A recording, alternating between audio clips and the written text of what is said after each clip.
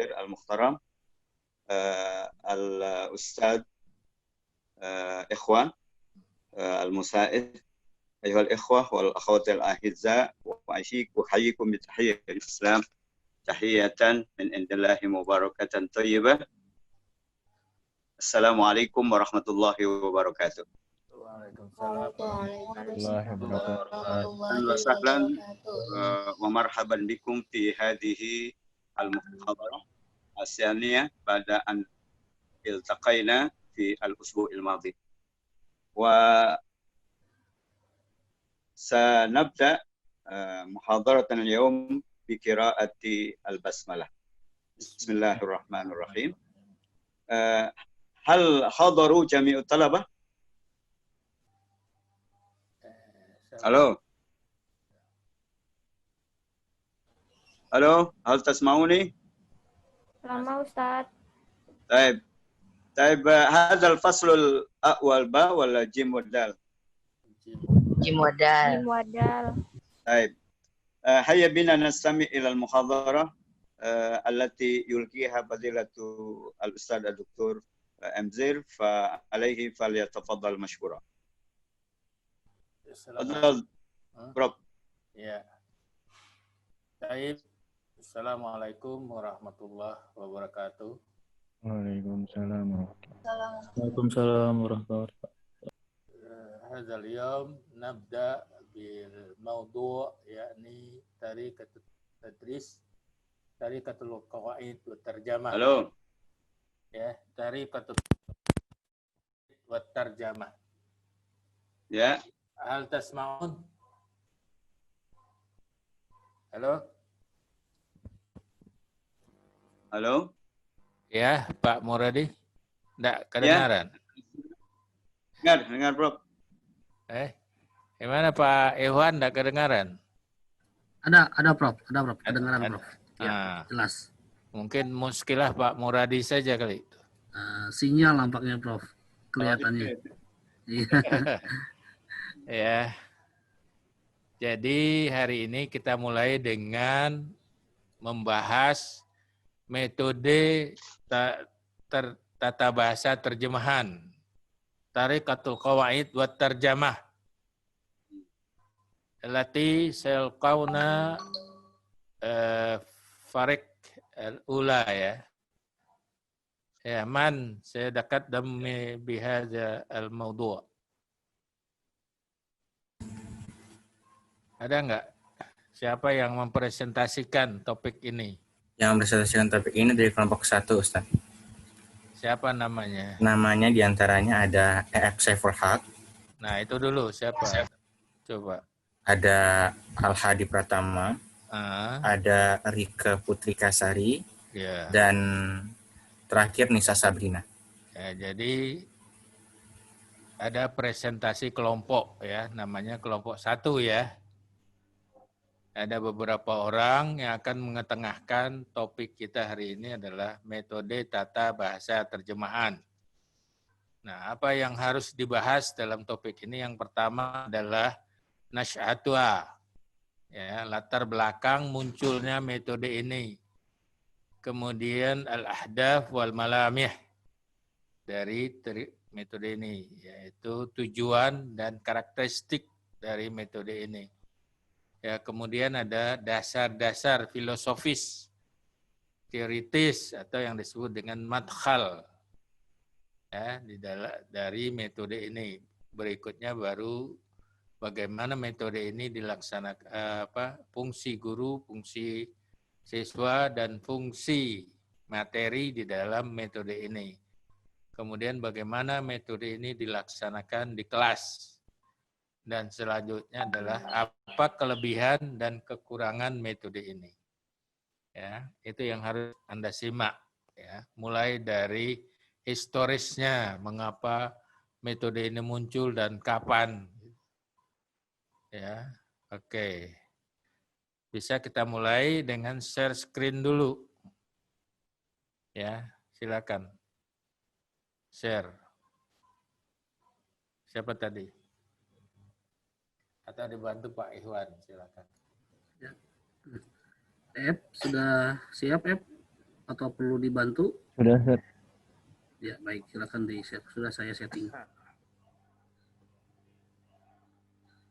Apakah sudah kelihatan, Ustaz? Ya, sudah Iya, baru sudah mau mulai muncul. baru mau muncul. Ya, sudah. Oh, tidak pakai itu ya, tidak pakai. Oh ya, ini PowerPoint ya. Coba di full kan bisa.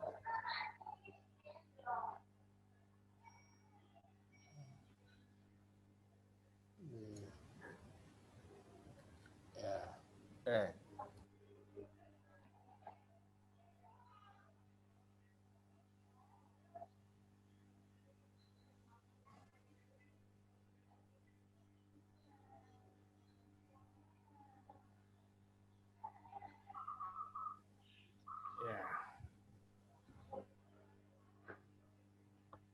Ya, mulai. Silakan mulai. Bismillahirrahmanirrahim. Fadilatul Ustadz Anzir Al-Muhtaram, Fadilatul Ustadz Ahmad Muradi Al-Muhtaram, Fadilatul Ustadz Ihwan Rahman Bahtiar Al-Muhtaram, Ikhwani wa akhwati al-ahibba, uhayyikum bitahiyyatil Islam, tahiyyatan min indillahi mubarakatan tayyibah. Assalamualaikum warahmatullahi wabarakatuh. Waalaikumsalam. Alhamdulillahilladzi hadana lihadza wa ma kunna linahtadiya laula an hadana Allah. Asyhadu an la ilaha illallah wa asyhadu anna Muhammadan abduhu wa rasuluhu la nabiyya ba'dah. Qala Allah ta'ala fi kitabihil karim. أعوذ بالله من الشيطان الرجيم. بسم الله الرحمن الرحيم.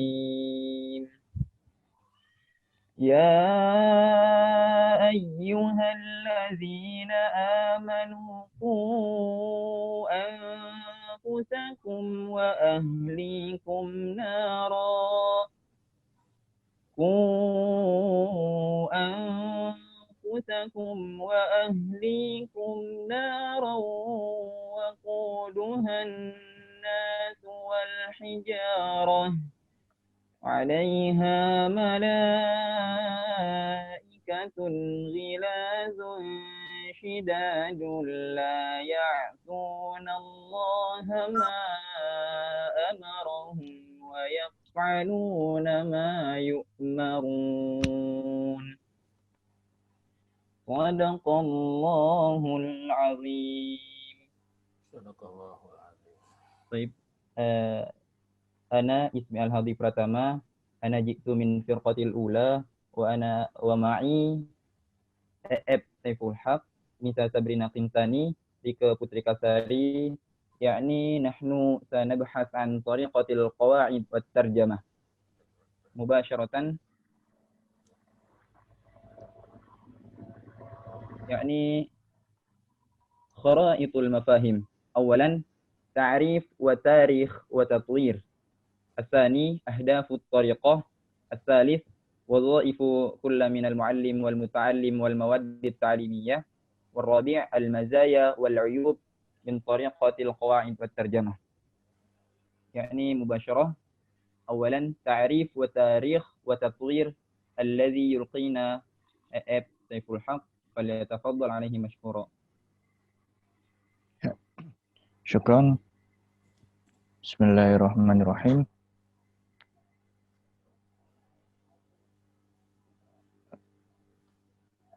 تعريف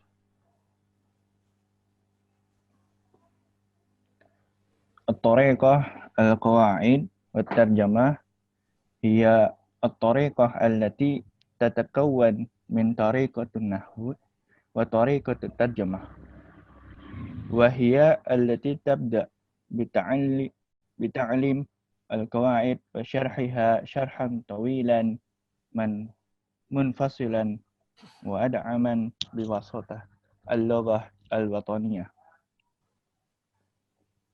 Metode tata bahasa dan penerjemahan adalah metode yang terdiri dari metode tata bahasa dan metode terjemahan, yang dimulai dengan mengajar dan menjelaskan tata bahasa dalam penjelasan yang terpisah dan panjang serta didukung oleh bahasa nasional atau bahasa pertama pelajarnya. Wa hadhihi tariqah ta'addu aqdam tara'iq tadris al-lughat al-ajnabiyyah haitsu yarja' tarihuha ila qurun al-madiyah. Dan metode ini adalah metode pengajaran bahasa asing tertua sejak berabad-abad yang lalu. Ini adalah fakta yang tidak bisa didasarkan dengan ilmu linguistik dan teori tertentu. Tetapi akar permasalahannya kembali kepada pengajaran bahasa Latin dan Yunani yang berpusat pada pengajaran tata bahasa dan terjemahan. Wa 'inda Abdul Aziz wa hiya min aqdami at-turq allati istikhdamat في تعليم اللغات الأجنبية وما زالت تستخدم في عدد من بلاد العالم.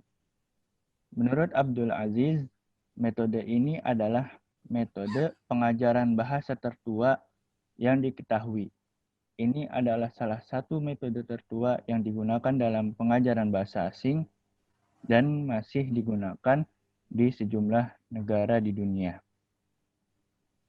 At-tarjamah baina al-lughatain al-um wal-ajnabiyah. تستخدم هذه الطريقة اللغة الأم للمتعلم كوسيلة رئيسية لتعليم اللغة المنشودة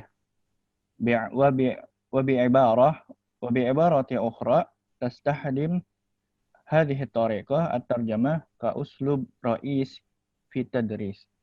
Jadi metode ini menggunakan bahasa ibu pelajar sebagai metode utama untuk mengajarkan bahasa yang diinginkan.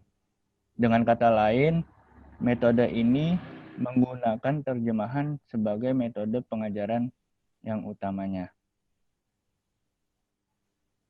Ismu akhar, yakni at-tariqah al-qadimah, yakni metode kuno. Kenapa dinamakan metode kuno? Karena metode ini adalah metode yang paling tua yang pertama kali ditemukan. Lalu at-tariqah at-taqlidiyah, yaitu metode tradisional. Karena ditemukannya sudah lama dan termasuk metode yang paling tua, maka alat-alat mengajarnya pun menggunakan alat-alat yang tradisional sekali.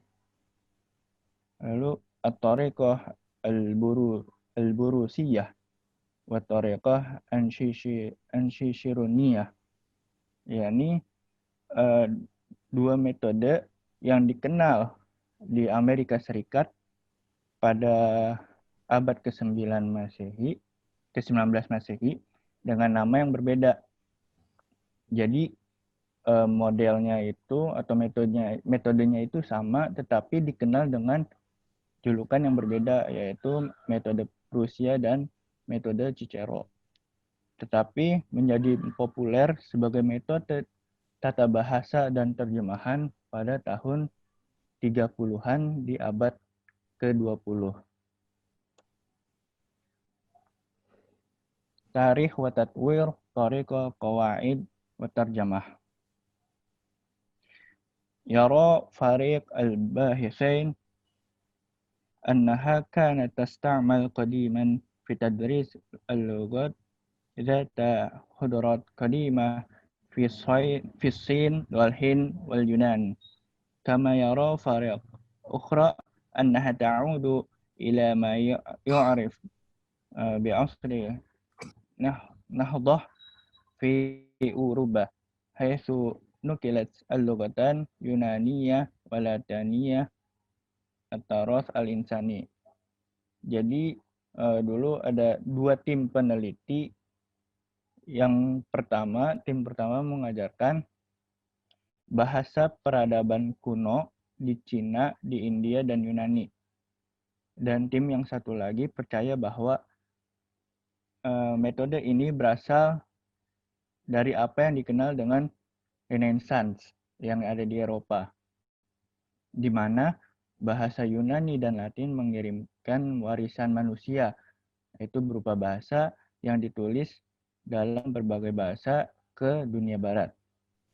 Setelah hubungan antara berbagai negara Eropa itu menjadi dekat, masyarakat itu sadar, merasa perlu ada untuk mempelajari kedua bahasa tersebut.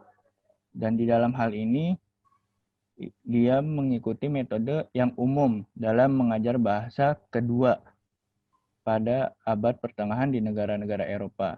Dan di sini ada ada ilmuannya yaitu Jack Richard dan koleganya Theodore Rogers yang melihat metode ini sebagai hasil dari mentalitas orang Jerman. وقد عرفت هذه الطريقة في ولاية المتحدة الأمريكية في نهاية القرن ال19 ميلادي تحت أسماء مختلفة كالطريقة البروسية وطريقة الشيشيرونية. Jadi seperti yang tadi sudah dijelaskan, metode ini dikenal di Amerika pada akhir abad ke-19 Masehi dengan nama yang berbeda, seperti namanya yaitu metode Prusia dan metode Cicero. Tetapi menjadi populer sebagai metode tata bahasa yang terjemah pada tahun 30-an di abad 20. Dan itu adalah metode yang berlaku dalam pengajaran program bahasa Arab untuk penutur bahasa lain hingga saat ini. Dan masih diikuti banyak program untuk pengajaran bahasa Arab sebagai bahasa asing, yaitu dari luar dunia Arab, terutama di antara guru penutur bahasa Arab dengan bahasa siswa yang diajarinya.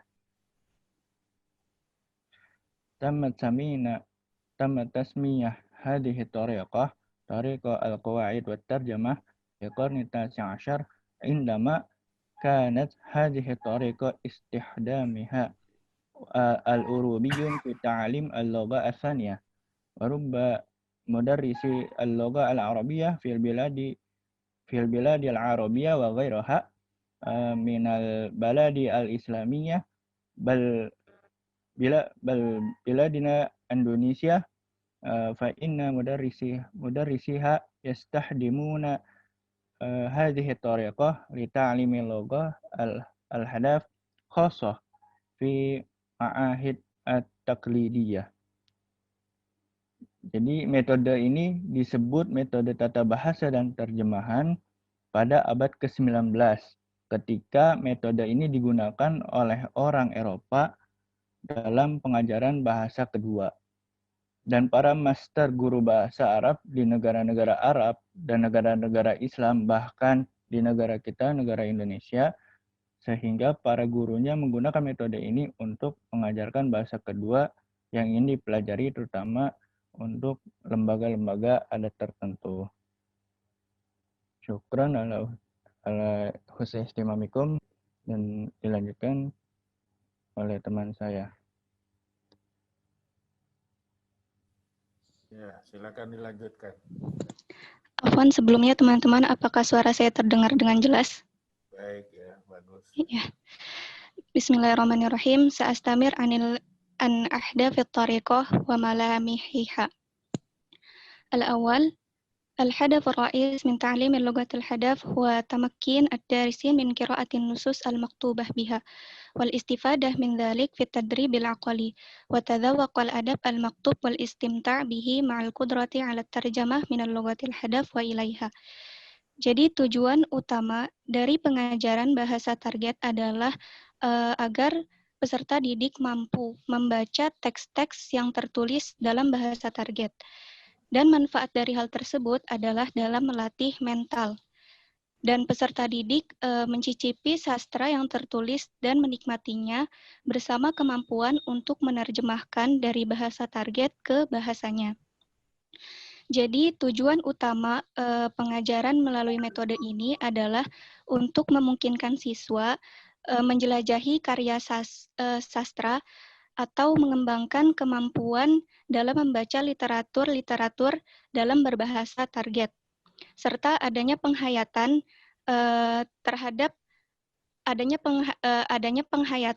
terhadap karya sastra, sehingga siswa ini ada konektivitas antara peserta didik dengan nilai karya sastra tersebut. Lalu ada juga analisis yang mendalam dan latihan menerjemah. Untuk mencapai keterampilan membaca, menulis, dan menerjemahkan, diperlukan adanya pemahaman mengenai qawaid atau kaidah tata bahasa. Nah, metode ini menanamkan disiplin mental yang sangat penting untuk meningkatkan kekuatan pikiran melalui hafalan-hafalan kosakata atau kaidah-kaidah tata bahasa. Atsani, an-nazar ila al-lughah ala annaha hafzul qawaid biha nazariyan. وأن ذلك شرط لممارستها ولهذا تقديم جميع القواعد النحوية والصرفية بالتفصيل مقرونة بالاستثناءات والشواذ من الأسماء والأفعال والصفات مع قائمة بالكلمات والمصطلحات المرتبطة بها. Jadi memandang bahasa sebagai menghafal kaidah tata bahasa secara teoritis, dan untuk itu disyaratkan untuk melatihnya. Dan semua pelajaran tata bahasa, baik nahwu dan sorof, diajarkan secara rinci, dengan menggabungkan dengan pengecualian dan ketidakberaturan dari isim-isim, fiil-fiil, dan sifat-sifat, bersama dengan daftar kata-kata dan istilah-istilah yang terkait dengannya. Jadi siswa pertama mempelajari kaidah tata bahasa target dan daftar bilingual dari kosakata yang berhubungan dengan bacaan atau bacaan-bacaan dalam pelajaran. Nah, tata bahasa ini dipelajari secara deduktif dengan penjelasan yang panjang dan rinci. Semua kaidah dipelajari termasuk pengecualiannya, seperti halnya hukum kemabnian dapat berubah karena alasan tertentu. Lalu dipelajari juga ketidakberaturan yang dijelaskan dalam istilah-istilah tata bahasa. Ats-tsalis, ya'uddu hafzul mufradat wa fahima ma'naha min khilal tarjamah min abrazil muqawimat ta'limil lughah al-hadaf ba'da hafzul qawaid. Jadi menghafal kosakata dan memahami maknanya melalui terjemahan adalah salah satu komponen-komponen yang paling menonjol dari pengajaran bahasa target setelah menghafal tata bahasa. Ar-rabi', darurat ta'rif at-tullab khasa'isal lughatil hadaf wa muqaranatiha minal lughat wa bi khasatin al-lughatil lit-talib. Wa lihadza yusriful muallim mu'azzam waqtahu fil hadis anil lughah badalal hadis biha. Jadi perlunya siswa mengetahui karakteristik bahasa tujuan dan perbandingannya dengan bahasa lain, khususnya bahasa ibu siswa. Dan karena itu, guru menghabiskan sebagian waktunya dalam berbicara tentang bahasa, bukan berbicara dengan bahasa target. Nah, jadi bahasa ibu dan bahasa target dibandingkan secara terus-menerus, karena metode ini berkonsentrasi pada membaca dan terjemahan, sehingga banyak waktu yang dihabiskan untuk berbicara tentang bahasa, hal-hal yang berkaitan tentang bahasa, bukan berbicara dengan menggunakan bahasa target. Afwan, next. Ya, teruskan.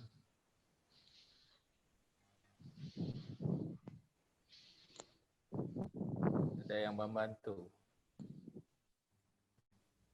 Bentar ya. Afwan.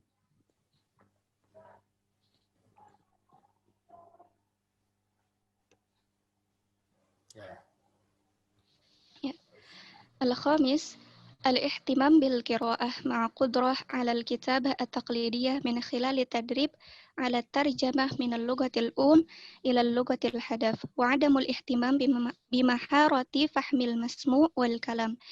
Jadi adanya perhatian terhadap bacaan bersama kemampuan untuk menulis tradisional melalui latihan untuk menerjemahkan dari bahasa ibu ke bahasa target dan tidak adanya perhatian terhadap kemampuan menyimak dan berbicara. Pemahaman tentang kaidah-kaidah tata bahasa dan membaca diuji melalui penerjemahan dari bahasa target ke bahasa ibu atau sebaliknya. Siswa dianggap telah belajar bahasa apabila telah mampu menerjemahkan dengan baik. Nah, dan sedikit kesempatan diberikan untuk latihan menyimak dan berbicara, kecuali pada saat membaca teks dan kalimat-kalimat yang bersuara. Nah, hal ini menandakan bahwa titik tekan metode ini bukan melatih keterampilan berkomunikasi aktif, melainkan kemampuan memahami bahasa secara logis yang didasarkan kepada analisa cermat terhadap aspek kaidah bahasa. السادس التأكيد على الصحة اللغوية في القواعد والإملاء والترجمة الدقيقة وقلة الاهتمام بالكفاية اللغوية. Jadi adanya penekanan terhadap ketepatan bahasa dari segi tata bahasa, ejaan dan terjemahannya secara akurat dan dibandingkan dengan keterampilan berbahasa. As-sabi' حصر وسائل التقويم في الاختبارات وبخاصة اختبارات المقال تلك الاختبارات الذاتية غير الموضوعية. Jadi membatasi metode evaluasi melalui tes-tes, khususnya tes-tes esai atau uraian. Dan tes ini merupakan tes subjektif, bukan tes objektif. Nah, biasanya ada tugas tertulis seperti menyalin paradigma kosakata dan mengisi titik-titik latihan bahasa. Al-thamin, al-iman bi anna at-talib la yumkinu an yata'allama al-lughata al-hadath bil-lughati al-hadath wa innama bi-ta'limaha min khilal al-lughati al-um wa anna al-lughata al-um murji'un asasun fi dhalik. Adanya kepercayaan bahwa siswa tidak mungkin untuk belajar bahasa target dengan bahasa target dan ketika dalam pengajarannya pun menggunakan bahasa ibu dan bahasa ibu ini merupakan sumber utama dalam pengajaran. Jadi metode ini menggunakan bahasa ibu sebagai pengantar pengajaran. Biasanya bahasa ibu ini dipakai untuk menjelaskan sesuatu yang baru kepada peserta didik. Nah, penggunaan bahasa target ini sangat sedikit sekali porsinya, sehingga para pembelajar sangat sedikit mendapatkan kesempatan untuk berlatih bahasa target yang mereka pelajari. At-tasi' qillatul ihtimam bi'idadil muallimin wa ta'hilihim wa tadribihim. Madamu yatqanuna al-lughah al-hadath wa yatahaddatsuna al-lughah al-um lil muta'allimin. Jadi sedikitnya perhatian dalam menyiapkan pengajar, dalam menyiapkan, melatih dan mengkualifikasi pengajar selama pengajar itu mempunyai pengetahuan yang baik terhadap bahasa target dan bisa menyampaikan tentang pengajar bisa menyampaikan tentang ilmu bahasa target dengan bahasa ibu itu sudah bisa mengajar. Jadi walaupun guru tidak fasih dalam berbicara menggunakan bahasa target, tapi mempunyai pengetahuan tentang kaidah-kaidah, mampu membaca dan sebagainya, itu guru sudah bisa mengajar menggunakan metode ini. Syukran, selanjutnya akan dilanjutkan oleh Akhi Al-Hadi. Baik, bismillahirrahmanirrahim. Ana sa'astamir al-mabhath yani an wadhaif kullu min al-muallimi wal muta'allimi wal mawad at-ta'limiyah. Wadhaiful muallim. Syaraha al-muallimu jami'a muhtawayati fi tadrisi كتاب المقرر بالتفصيل وترجمتها إلى اللغة الأم. يعني وظيفة المعلم يعني لا بد من المعلم أن يشرح إلى طلابهم يشرحوا أي يشرحوا إلى طلابهم يعني بالتفصيل ليس هناك يعني غير واضح يعني. وترجمتها إلى اللغة الأم مثلا يستخدم المعلم يعني في تدريس بكتاب المقرر بكتاب اللغة العربية يعني وترجمتها إلى اللغة الأم. أما الثاني وظائف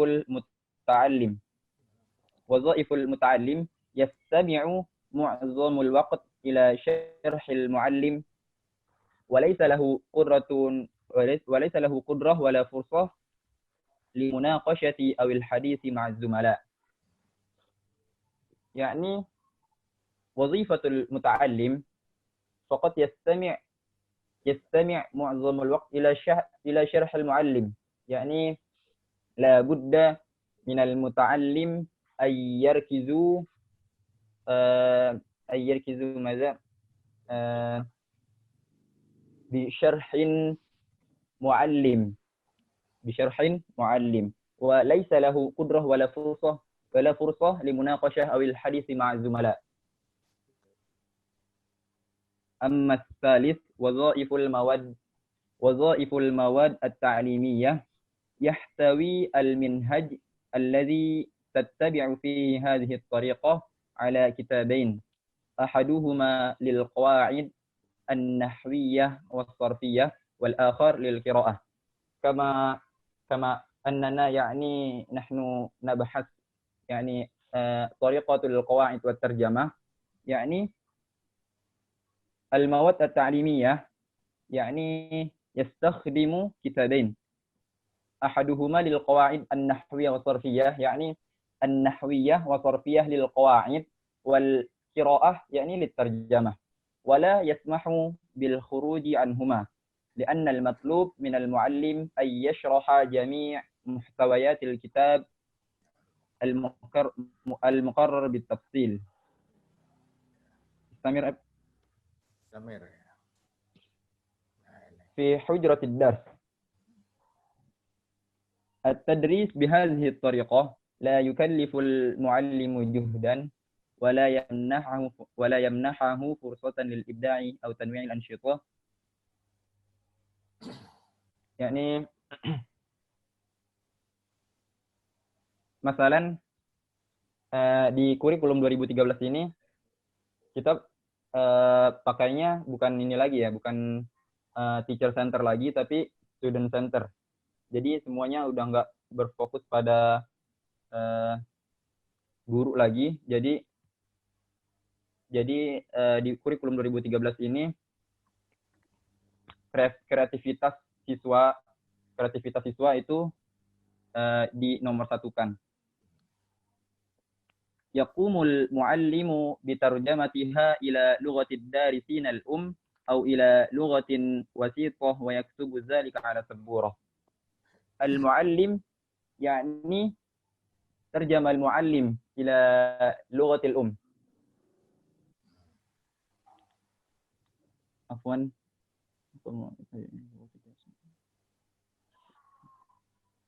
يعني ترجم المعلم إلى لغة الأم أو إلى لغة وسيطة ويكتب ذلك على سبورة. هذه هي الطريقة يعني لتعليم القواعد والترجمة.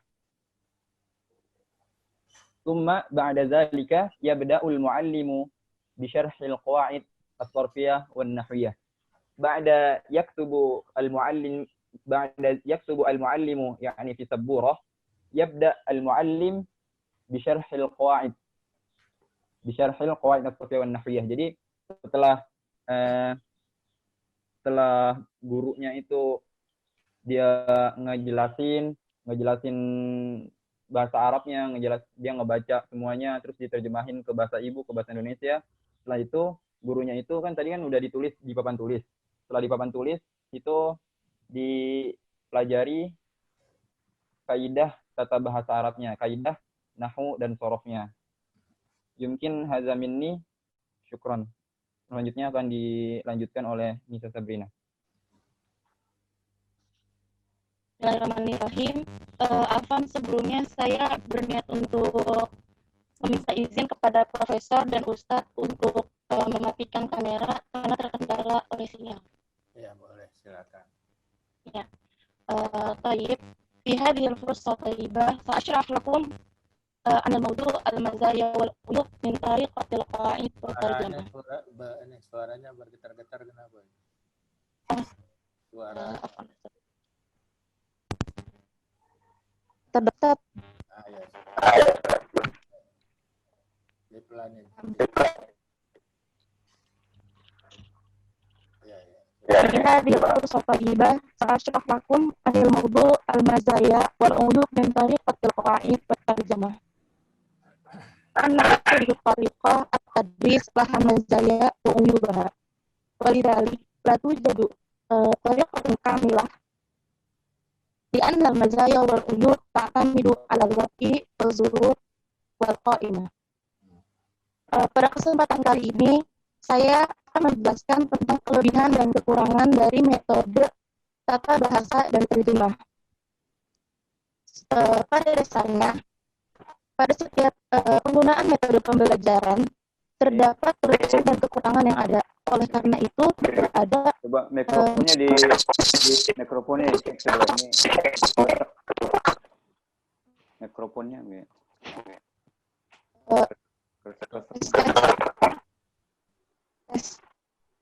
Headsetnya kali.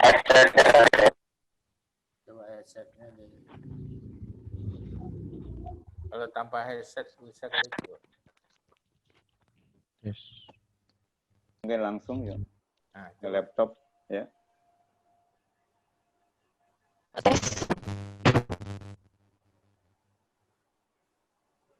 Sudah apakah sudah terdengar? Masih itu Jaringannya kali ya. masih gangguan ini ya. Ya lanjut nggak apa-apa. Pelan-pelan aja coba. Ya. Ya. Pada dasarnya pada setiap metode pembelajaran terdapat kelebihan dan kekurangan dari masing-masing. Nah, hal ini yang menyebabkan tidak adanya metode yang benar-benar sempurna dalam proses kegiatan belajar mengajar. Hal ini juga terjadi karena kelebihan dan kekurangan ini tergantung dengan situasi dan kondisi yang ada. Situasi dan kondisi yang dimaksud di sini adalah baik dari peserta didiknya maupun pengajar atau latar belakangnya serta dari metode itu sendiri. Saya akan menjelaskan kelebihan dari metode ini terlebih dahulu. Al-mazaya. Yutkinul muta'allimun qawaidal lughah allati yata'allamunaha wa yafhamun nas alladhi yaqra'u jayyidan. Jadi dengan penggunaan metode ini dapat membuat peserta didik menguasai kaidah-kaidah kebahasaan atau tata bahasa yang dipelajari olehnya dan dapat memahami naskah-naskah yang dibacanya. Kemudian yang kedua, Thaniyan, hadhihi tariqah qad takunu munasibah lil a'dad al-kabirah min at-tullab wa min kullil marahil min al-muta'allim. Metode pembelajaran ini amat sangat cocok digunakan apabila kegiatan belajar mengajar ini memiliki partisipan yang banyak atau peserta didik yang cukup banyak. Limadza? Li'anna tatbiq hadhihi tariqah la yahtaju ila tafa'ul ma'al mu'allim wal hadits ma'a zumala wa yahtaju tulab ila kitab wal ma'azim faqat. Karena pada dasarnya metode pembelajaran ini tidak begitu membutuhkan kegiatan belajar mengajar yang aktif antara peserta didik dan pengajar, dan juga tidak begitu membutuhkan adanya diskusi antara peserta didik. Karena metode pembelajaran ini memiliki sifat yang pasif, sehingga peserta didik lebih membutuhkan kamus-kamus atau buku-buku tentang kaidah kebahasaan itu sendiri. Jadi tidak masalah apabila kegiatan belajar mengajar ini memiliki banyak partisipan di dalamnya. Kemudian sebab lainnya juga adalah karena metode pembelajaran ini menggunakan bahasa ibu. Wa min kullil marahil minal muta'allim.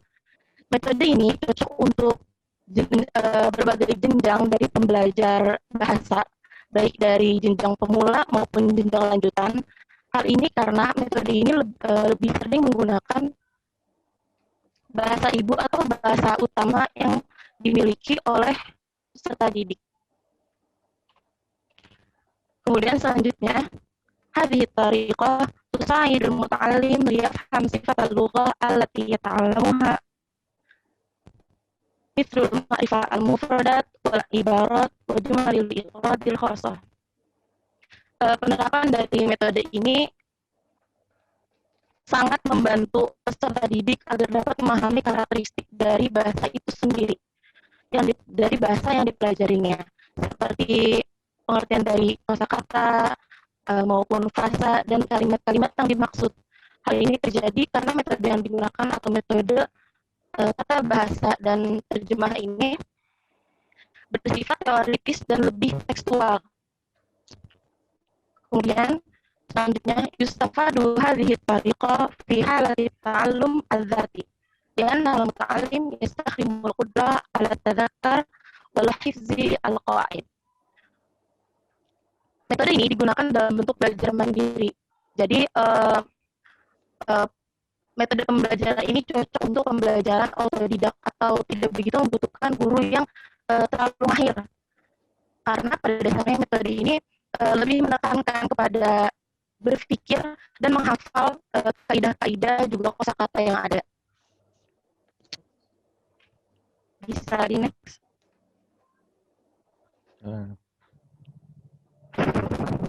Per poinnya diteruskan. Tampilannya dinaikkan. Slide berikutnya. Afwan. Ya, Anda yang bantu. Oke. Lanjutkan slide-nya. Afwan, Ustaz. Sinyal. Ada sinyal gangguannya.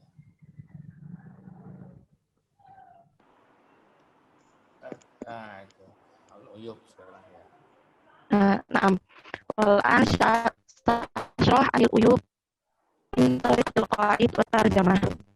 Awalan, i'timad hadhihi tariqah ala tarjamah wal ihtimam bi ta'lim al-qawaid kemudian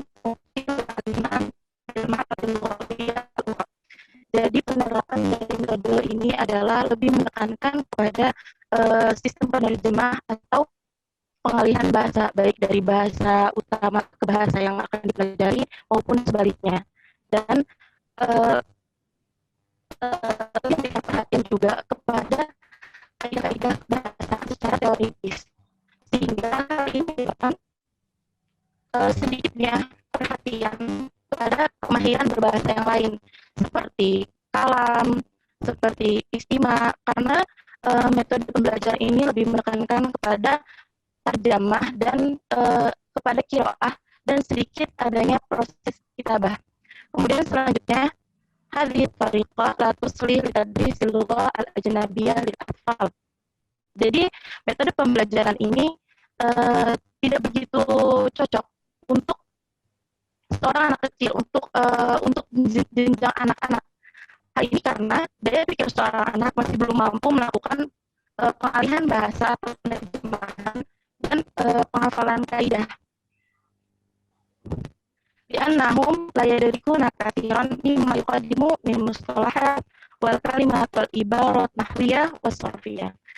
Karena jenjang anak-anak atau anak kecil belum begitu paham tentang makna-makna dari kata tertentu dan kata baik secara sintaksis maupun morfologi.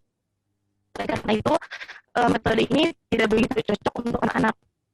Kemudian selanjutnya, tuksaru hadhihi tariqah min istikhdamil lughah al-um iktsaran. Penggunaan metode ini lebih banyak menggunakan bahasa ibu atau bahasa utama. Hal ini menyebabkan peserta didik tidak begitu menguasai bahasa sebenarnya atau bahasa yang dituju, sehingga membuat kemahiran dalam berbahasa peserta didik itu tidak begitu berkembang. Kemudian selanjutnya kita ashabul tariqah bisihatil lughawiyah wala yuqaddimu syai'an libina iltifayatul lughawiyah. Penggunaan metode ini lebih menitik beratkan dalam kebenaran berbahasa atau tentang kebahasaan itu sendiri daripada kemahiran berbahasa. Jadi dengan metode ini lebih memperhatikan tentang karakteristik bahasa, tentang bahasanya itu sendiri, tentang pembelajaran bahasa itu sendiri dibandingkan bagaimana peserta didik ini menguasai bahasa. Kemudian selanjutnya qad takunu pada wal bimyah wal ibarah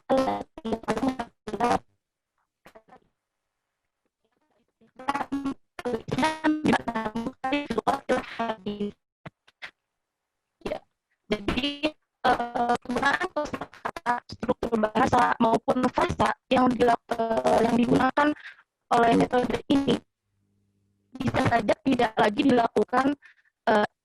digunakan dalam penerapannya pada hari ini atau pada masa modern ini, karena yang kita ketahui bahwa metode ini adalah metode yang kuno atau metode yang menggunakan proses tradisional dan yang paling lama. Karena itu bedanya banyak perubahan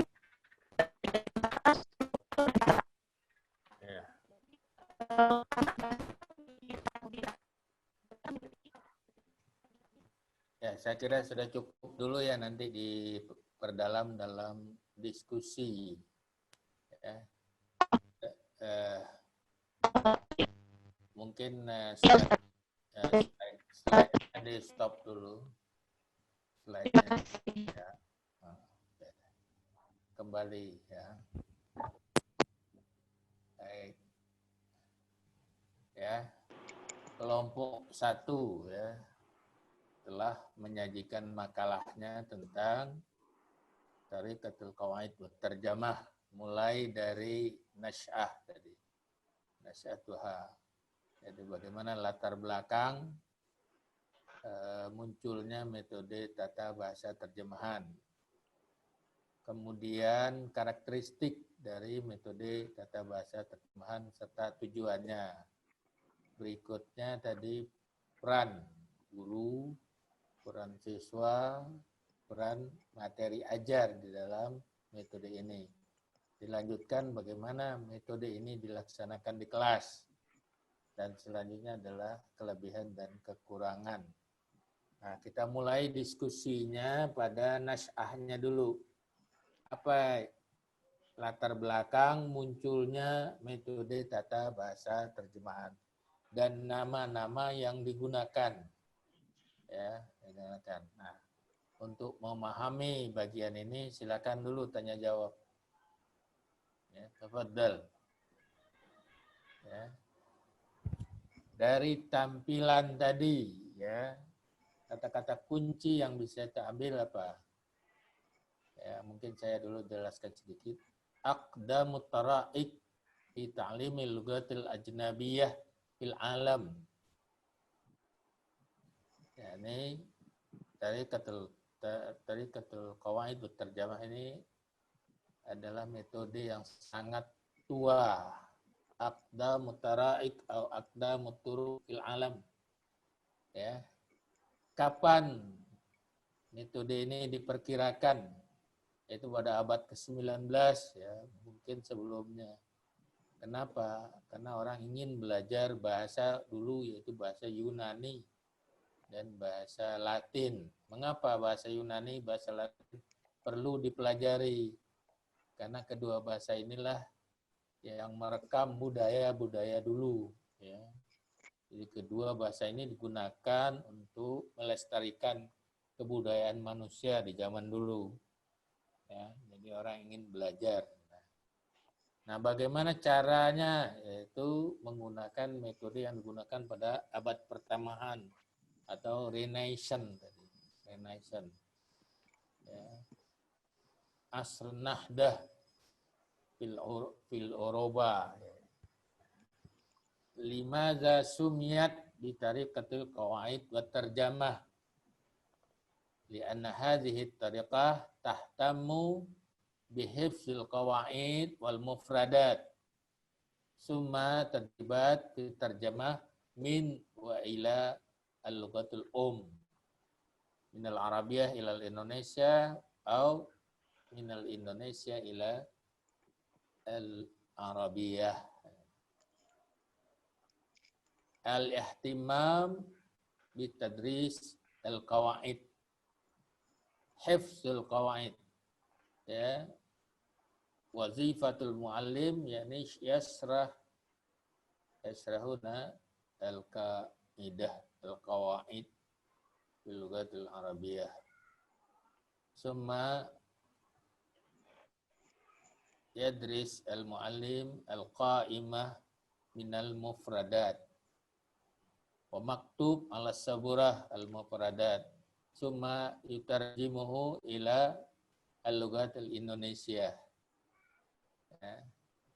Wa tullab yahfazuna bi hadhihi al-mufradat.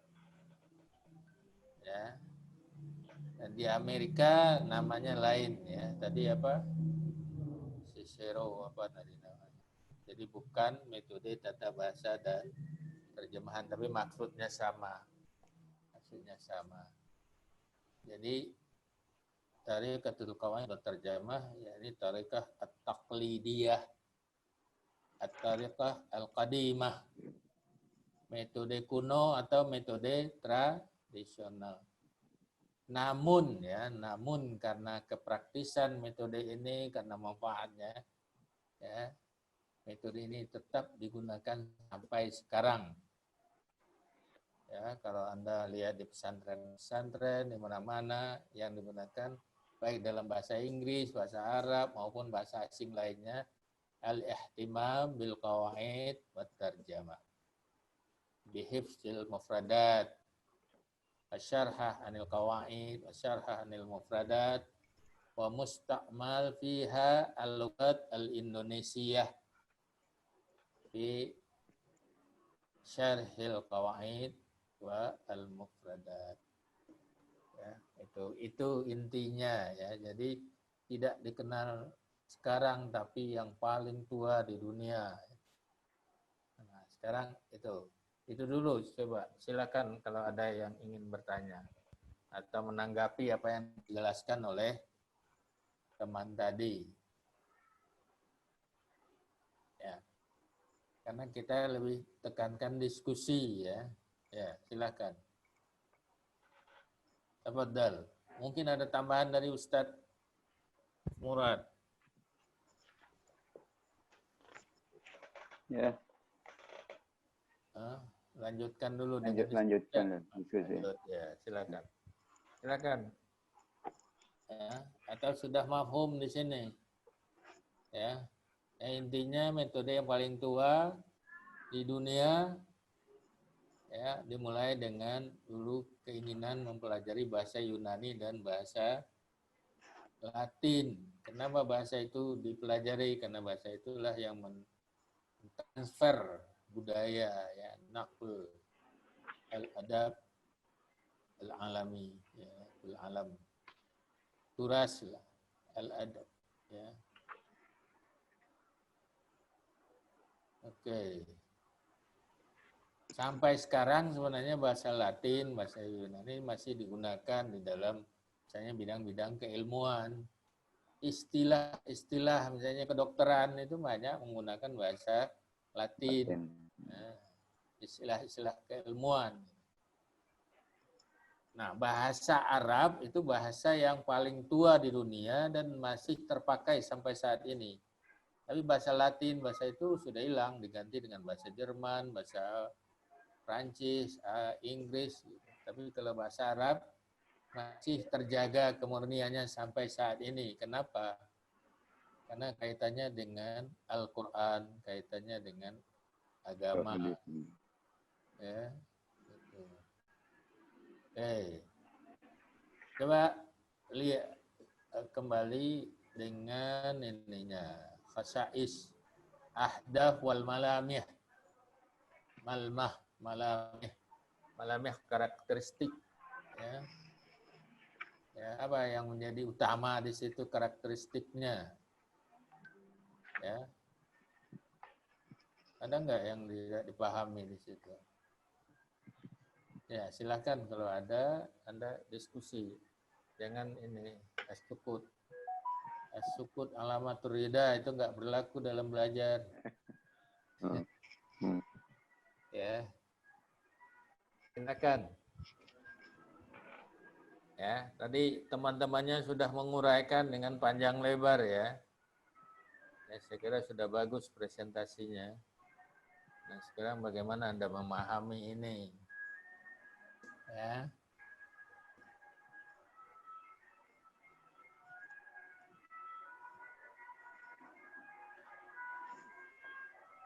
Ta'limul lughat fi hadhihi tariqah yakni ta'lim al-lughat al-qawaid li zatiha. Apa itu maksudnya? Ya. Ya, silakan ada yang menjawab pertanyaan itu.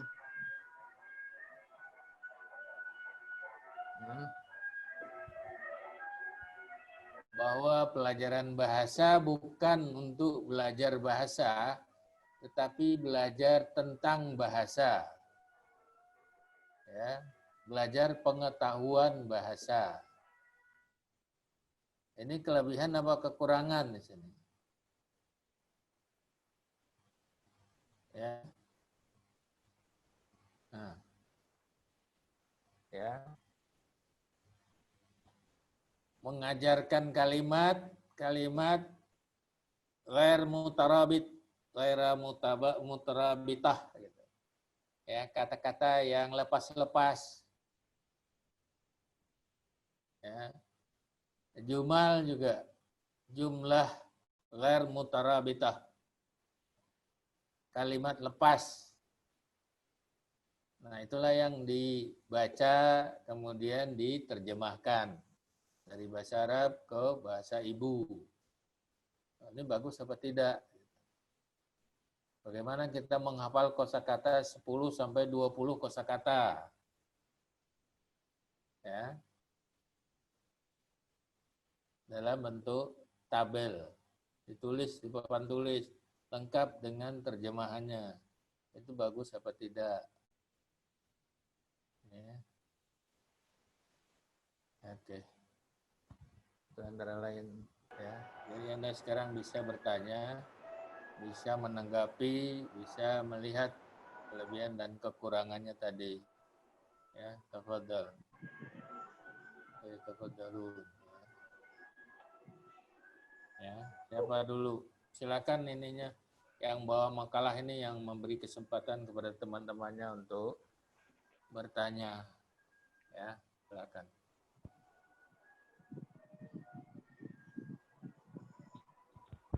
نعم يا أصدقائي الأحباء إذا وجدتم الأسئلة يعني اسألوا إلينا.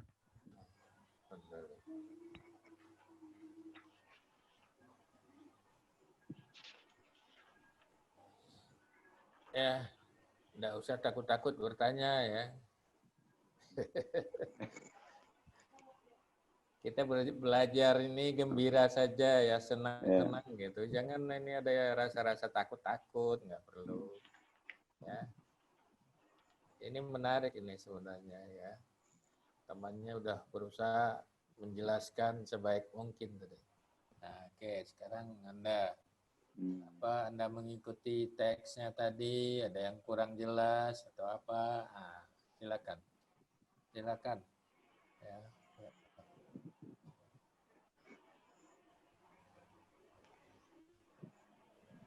Mungkin ditayangkan lagi tadi teksnya supaya mereka boleh. ada latar belakang, kemudian nanti barangkali kalau ada istilah kosakata yang nggak paham, nanti ditanyakan ke presenternya atau ke Prof itu. Nah, kita bisa Nah, itu. Mungkin untuk bisa perhatian lebih dekat, perhatikan definisi itu, mungkin ada kosakata yang nggak paham. Ya, mulai dari ininya tadi. Dari awal tadi. Dari definisi tadi. Iya. Nah, itu Ya. takrif. Ya. Iya. Coba siapa yang membaca gitu dan kemudian disimpulkan apa sih definisi yang ditampilkan itu? Silakan. Ya, coba paragraf pertama itu Anda paham Ya. apa enggak? Ya.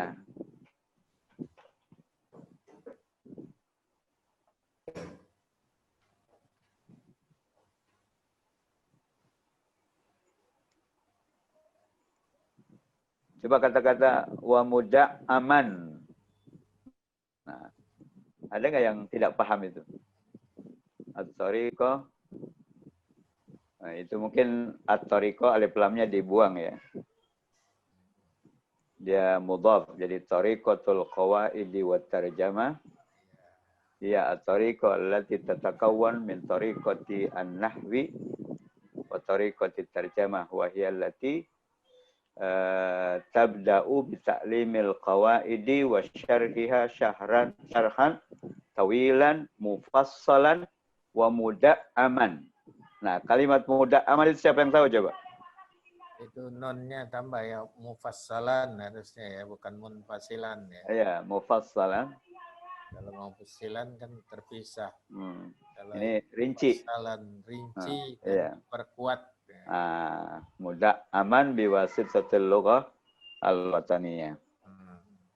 Coba kalau kemarin sudah dijelaskan oleh Prof, teman-teman mahasiswa, kemarin kan ada istilah al-lughah, ada al-lughah as-saniyah, ada lughah al-wataniyah, ada al-lughah al-alamiyah.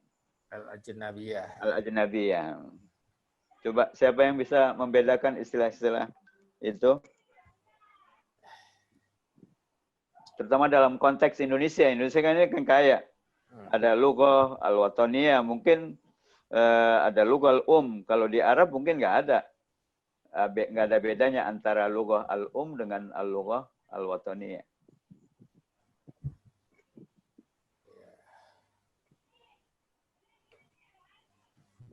Ya. Coba diberi kesempatan dulu kepada mahasiswa untuk ngomong dulu yang lain. Ya. Apa saja yang ingin mau ditanyakan silakan. Ya, bisa dimulai dengan pengertian tadi ya. Ya, ada? Mana nggak ada yang bersuara? Silakan dibuka itunya, mikrofonnya. Ya. Kedengeran nggak Ustaz? Ya, kedengeran. Silakan. Silakan. Yang tadi. Sebut namanya itu siapa? Analisa Apriliani. Ya. Yang tadi itu kan kalau misalnya al-lughah al-ajnabiyah itu artinya bahasa asing, sedangkan al-lughah al-um itu bahasa ibu. Bahasa ibu misalnya di Indonesia itu bahasa Indonesia. Sedangkan di Indonesia juga karena banyaknya bahasa-bahasa, karena banyaknya daerah juga terdapat al-lughah al-wataniyah, artinya bahasa daerah seperti al-lughah al-wataniyah min Sundawiyah, Batawiyah, wa ghairu dzalik, seperti itu. Kalau misalnya bahasa Arab itu memang dia punya bahasa yang bahasanya satu tetapi punya lahjah yang berbeda, artinya hanya logatnya yang berbeda-beda seperti itu. Kalau misalnya al-lughah al-alam artinya bahasa yang dunia, seperti bahasa Arab adalah bahasa yang menduduki bahasa ke-6 di dunia yang banyak digunakan, seperti itu. Ya, coba teman-teman yang lain tadi setuju nggak dengan pendapat itu, terutama mengenai definisi al-lughatul dengan al-lughah al-wataniyah. Coba ada yang menyanggah pandangan itu atau setuju? Definisi al-lughatul atau yang dimaksud lughatul dengan lughah wataniyah dan contoh yang diberikan tadi. Silakan, mungkin ada yang menyanggah atau setuju.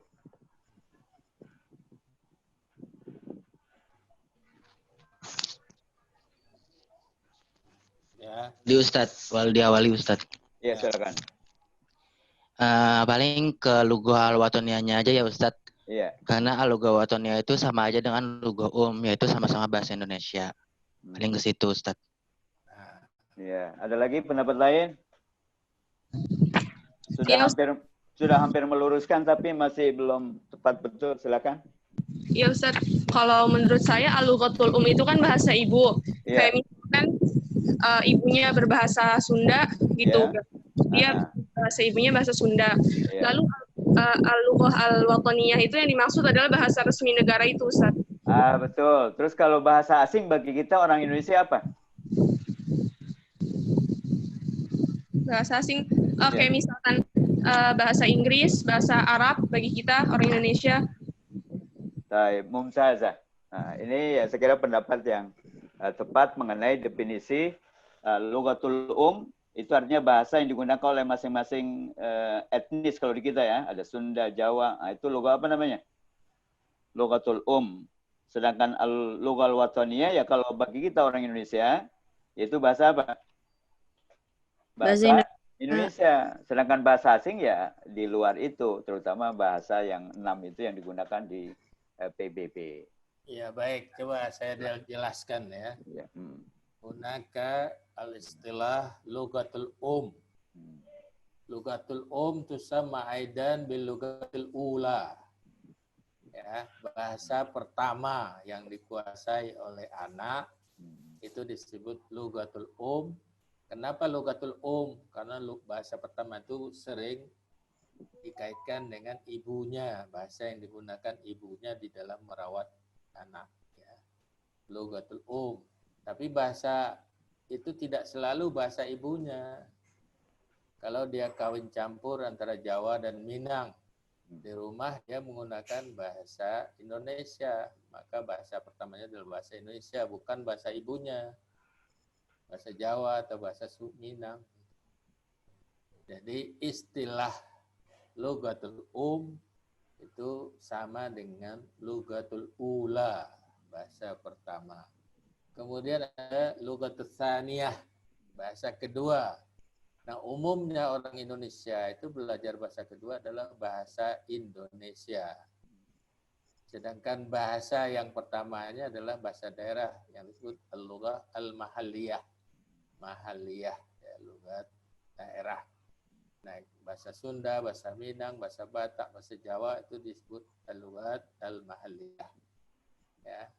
Kemudian bahasa Indonesia itu punya dua fungsi. Ya, al-lughat al-wataniyah wal lughat ar-rasmiyah. Nah, lughatul wataniyah artinya bahasa nasional. Nasional ya. Kemudian al-lughat rasmiyah. Rasmi yakni bahasa yang digunakan sebagai komunikasi rasmi. Nah, Indonesia menggunakan bahasa Indonesia. Tetapi kalau Singapura, dia logat resminya ada bahasa Melayu, ada bahasa Inggris. Inggris, Malaysia juga demikian. Jadi kita bahasa nasionalnya adalah bahasa Indonesia, bahasa resminya adalah bahasa Indonesia. Arab itu juga al-lughatul wataniyahnya lughatul arabiyah. Tetapi rasmiyahnya macam-macam. Ada yang menggunakan bahasa Arab, ada yang menggunakan bahasa Inggris, ada yang bahasa Perancis. Misalnya Maroko, Aljazair, Tunis itu ada bahasa Perancis di situ. Di Lebanon, di Syria ada bahasa Inggris. Di Sudan ada bahasa Inggris selain bahasa Arab. Kemudian ada al-lughat al-ajnabiyah. Ya, al-lughat al-ajnabiyah itu bahasa asing. Yaitu suatu bahasa yang tidak digunakan sebagai alat komunikasi di suatu negara. Di Indonesia misalnya. Tidak ada orang masyarakat yang berbahasa Inggris, tidak ada masyarakat berbahasa Arab, yang ada berbahasa Indonesia. Jadi kita menjadikan bahasa Arab sebagai bahasa asing. Nah itu. Nah istilah ini harus dipahami. Nah, binisbah litarikatil qawaid wa tarjamah, ya, itu bahasa ibu digunakan lisyarhil qawaid wal mufradat, untuk menjelaskan kaidah bahasa dan kosakata. Itu menggunakan logat wasitah yakni al-lughat al-wataniyah. Di sini disebut al-lughat al-wataniyah, yaitu bahasa nasional. Jadi orang belajar bahasa Arab menggunakan bahasa Indonesia, bukan bahasa Jawa atau bahasa Minang. Lughatul wataniyahnya yang digunakan. Oke. Ya. Saya nambahkan sedikit, Prof. Ya, betul. Tadi ada salah seorang mahasiswa menyebutkan masalah dialek ya. Atau kalau dalam bahasa Arab namanya lahjah. Lahjat. Nah, lahjah. Jadi bahasa itu sudah pasti di sana ada lahjah ya. Ada. Kalau dalam bahasa Arab ada lahjah Quraisy, ada lahjah Bani Tamim, lahjah dan segala macam. Nah, jadi satu bahasa itu dikatakan dia sebuah bahasa kalau masih dia tentu saling memahami.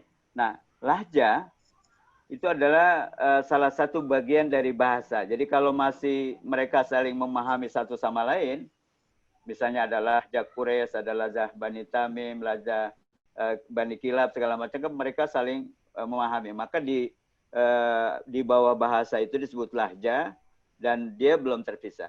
Nah, saya memperhatikan dalam bahasa Arab kontemporer atau modern sekarang itu, secara umum bahasa lahjah Arab itu yang kita sebut mungkin bahasa Amiyah ya. Ya, ada tiga kelompok besar menurut pengamatan saya. Ada kelompok apa yang disebut lahjah Khalijiyah. Khalijiyah itu artinya dialek yang digunakan oleh negara-negara yang mengitari Teluk Arab. Di situ ada 6 negara, ada Saudi, ada Kuwait, ada Qatar, ada Bahrain, ada Oman, kemudian ada Qatar. Nah, itu mereka hampir berdekatan. Salah satu cirinya misalnya cara melafalkan qaf. Nah, mereka merubah suara qaf itu dengan ga. Misalnya iqra atau qara'a. Nah, itu dialek atau lahjah Teluk ya. Kemudian kalau kita nyebrang ke arah utara yang kita sebut dulu dengan Syam. Syam itu misalnya ada Yordania, ada Palestina, ada Lebanon, ada Suriah, dan bagian barat dari Irak. Itu juga punya dialek tersendiri. Yaitu dia pakai imalah, misalnya kayak halik, gitu, islaunik, gitu.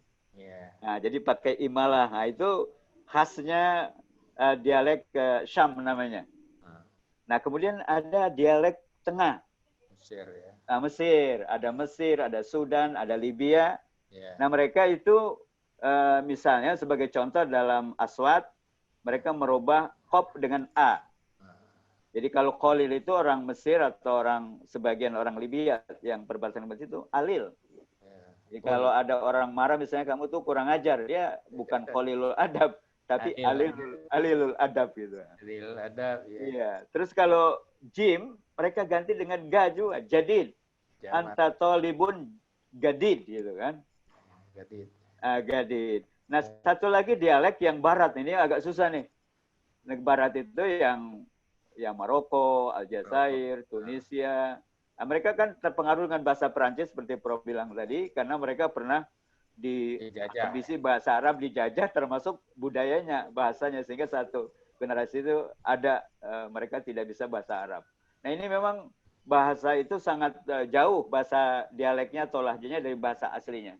Tapi setelah ada Arabisasi, setelah merdeka tahun 60-an, sekarang sudah mulai kembali. Tapi lahjah yang dipengaruhi oleh bahasa Perancis itu masih ada.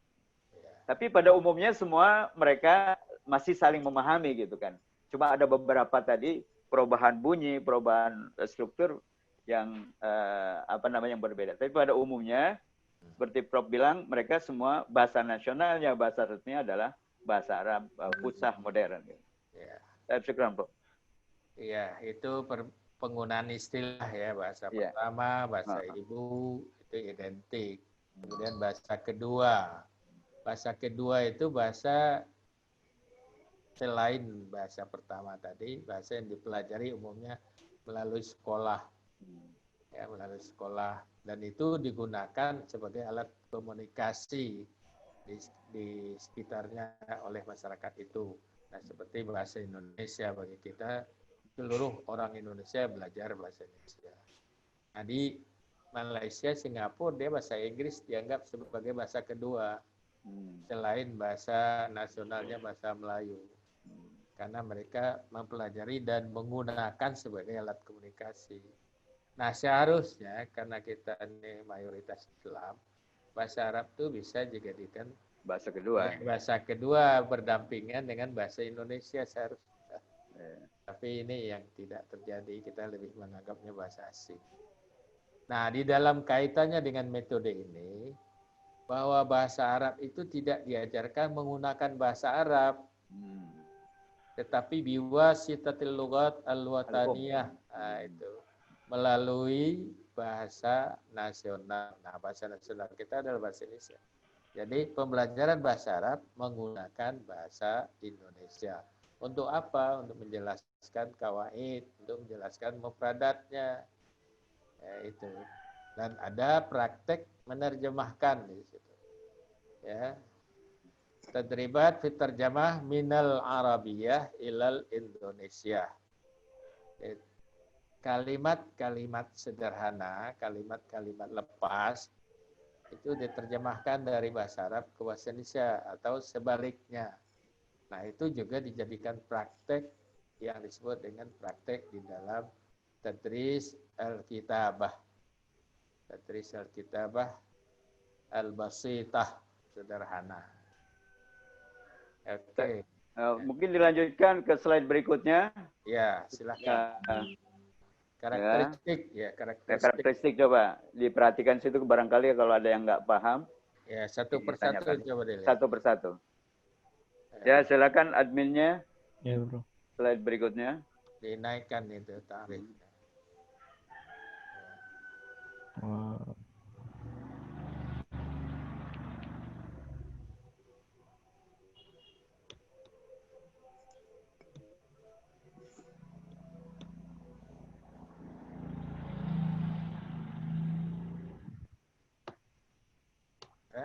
Ya. Nah, itu. Sejarah ya. Sejarah ini udah termasuk yang tadi ini ya. Mungkin berikutnya. Berikutnya saja ya. Nah, ini. Ahdab barangkali ini yang. Ahdab, tarikah. Mana yang masuk kategori ahdab dan karakteristik ini? Itu malamiah. Malamiah itu apa artinya malamiah? Ya, coba. Ya, silakan. Ada yang ingat tadi malamih apa artinya? Karakteristik. Iya, ya, betul. Coba tujuannya tadi. Tamkinud darisin min qiraatin nususil maktubah. Tamkin. Apa? Itu dari kata mungkin. Apa itu?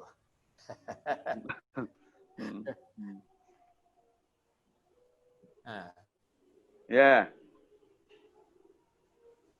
Ad-darisin. Nah, itu kan dari tadris darisin. Ya, mudarris. Kalau darisin itu apa bedanya dengan muta'allim misalnya? Ya. Min qiraatin nususil maktubah biha. Jadi tujuan utamanya itu adalah memungkinkan siswa untuk membaca teks tertulis dengan bahasa Arab. Membaca apa? Membaca Al-Quran, membaca hadis, membaca fikih, membaca apa. Gitu. Ya, terutama di sini tazawwuq al-adab al-maktubah. Tazawwuq. Ya, itu Anda belajar dengan Ibu Zuriati. Tazawwuq al-adab itu apa? Apresiasi, ya, itu apresiasi. Apresiasi teks sastra. Wal istimta' bihi. Itu menikmati, istimta'. Jadi kalau kita baca novel, baca puisi, baca apa riwayat-riwayat, itu kita menikmati dan mengapresiasi. Ya, ma'al qudrah ala tarjamah minal lughatil adab wa ilaiha. Ya, kemampuan menerjemah dari bahasa tujuan. Nah, bahasa tujuan di sini al-lughatul arabiyah. Betul Wa hadap. ilaiha wa ila al-arabiyah minal Indonesia. Gitu. Nah, itu yang pertama itu adalah kemampuan siswa membaca teks tertulis. Tujuannya ya. Tazawuq adab al-maktub wal istimta' bihi. Nah, itu. Nah, itu. Saya kira tadi Prof tadi yang presenter tadi mungkin itu kalimat tazawuq itu perlu diperhatikan. Tadi diterjemahkan dengan merasakan. Nah, itu mungkin kalau makanan iya. Tapi kalau sastra itu mengapresiasi tadi. Apresiasi. Gitu. Ya. Nah, kegiatannya bagaimana? Annaha hifzul qawaid biha nazarian. Nah, sekarang kalau kita nazarian itu kalau pengajaran nahwu apa? Ma huwal maf'ul atau ma huwal fa'il. Al-fa'il huwa ismun marfu'un alladhi waqa'a alaihi al-fi'al. Nah, itu nazarian. Ta'rifnya nazarian. Nah, itu harus dihafal itu. Wa anna zalik syartun li mumarasatiha. Al-mumarasah fil lughat. Apa itu? Praktek. Ya, bagaimana menggunakannya, bagaimana mempraktekkannya. Lihada takdim jami'il qawaid an-nahwiyah was-sarfiyah tafsil. Nah, bukan munfasil tadi ya, tapi tafsil. Rinci. Ya. Rinci. Makrunah bil istisnaat was-sawat minal asma wal af'al. Kalau dalam bahasa Inggrisnya ada irregular, ya, regular dan irregular. Ada pengecualian. Bahasa Arab itu punya kaidah umum, kemudian ada istisnanya, ada pengecualian, kecuali ini. Ada syawas, ada yang tidak reguler namanya. Irregular. Apalagi di dalam nahu ya, kita ada ada salim ya. Ada apa lagi kalau jamak itu? Jamak taksir, muzakkar salim, jamak kasir dan macam-macam. Ya. Dan ada yang sifatnya simai gitu. Ya, itu aturan-aturan sharaf kita dan namanya wazannya. Kalau di dalam bahasa Inggris ada reguler dan ada irregular, dan yang irregular ini harus dihafal. Ma'al qa'imah bil kalimat. Nah, qa'imah itu apa? Apa Anda artikan qa'imah? Di sini daftar ya, daftar kata-kata wal mustalahat al murtabitah biha, dan istilah-istilah yang terkait. Nah, itu dihafal. Ya. Nah. Abrazu muqawamat ta'limil lughatil hadaf. Itu apa? Yaitu memahami makna kata, tadi kalimat, ungkapan dan sebagainya itu min khilalit tarjamah. Ya, semua kosakata baru. Jadi kan dasar pembelajaran bahasa Arab itu adalah teks. Teks itu kemudian diambil kosakata baru, dan kosakata baru ini ditulis di papan tulis. Ya, misalnya ada 10 dan itu lengkap dengan terjemahannya. Ya. Nah, kelemahan dari cara seperti ini adalah bahwa kata-kata itu hanya memiliki satu arti.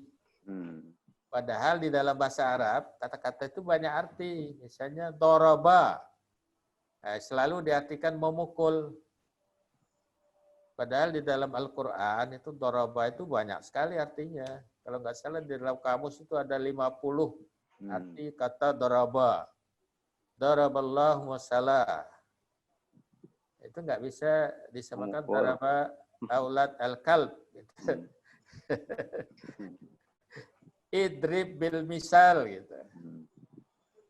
Idrib isnen bil isnen, itu lain lagi. Jadi dart itu banyak artinya. Nah, menurut tata bahasa terjemahan ini satu kata satu arti. Nah, itu yang menyebabkan terjadi kita nggak bisa menggunakannya di dalam komunikasi. Mungkin di dalam contoh yang diberikan itu maknanya itu, tapi di dalam contoh yang lain maknanya lain lagi. Nah, di sini ada karakteristik utama yang menonjol adalah adanya praktek terjemah. Kemudian ada hifzul qawaid. Nah, kalau di dalam pelajaran nahu yang menghafal kaidah ini apa? Metodenya yang disebut dengan matan ajrumiyah, Pak ini Muradi ya. Iya, betul, yang paling dasar itu matan jurmiyah. Yaitu minal kaidah ilal amsilah. Ya. Tetapi kalau nahul wadih itu minal amsilah ilal kaidah. Nah, ini dia menggunakan induktif. Pelajari dulu contoh, pahami benar bentuk-bentuknya, karakteristiknya, baru ke qawaid. Baru tarik kesimpulan umumnya apa. Nah, itu. Nah, kemudian baru ditegaskan dalam bentuk kaidah. Itu minal amsilah ilal kaidah. Tapi di dalam praktek ini adalah minal kaidah ilal amsilah. Gitu. Nah, yang 4 ini yang penting apa nih? Tadrib, ta'rif, tulab, khasaitul lughatil hadaf. Nah, di sini guru menjelaskan pentingnya definisi, memperkenalkan siswa tentang karakteristik bahasa Arab. Apa yang membedakan bahasa Arab dan bahasa Indonesia dari segi kaidahnya? Apakah bahasa Arab, bahasa Indonesia punya kaidah i'rab atau tidak? Nah, itu salah satunya i'rab. Yang kedua, kata-kata di dalam bahasa Arab berubah-berubah sesuai dengan kedudukannya. Itu i'rab tadi. Ada marfu, ada mansub, ada majrur. Itu dalam bahasa Indonesia kan tidak ada. Kemudian dari segi al-aswad, al-arabiyah lughatud dot. Ya, bahasa Arab itu lughatud dot. Bahasa Indonesia lughatud dot enggak? Enggak. Jadi ada beberapa fonem bahasa Arab yang tidak terdapat dalam bahasa Indonesia. Yaitu al-aswad, al-mutabbaqah, atau al-mufakhamah istilahnya. Al-mufakhamah. Yaitu dalam istilah asingnya yaitu velarisasi. Sin, sod, dal, dot, ta, to.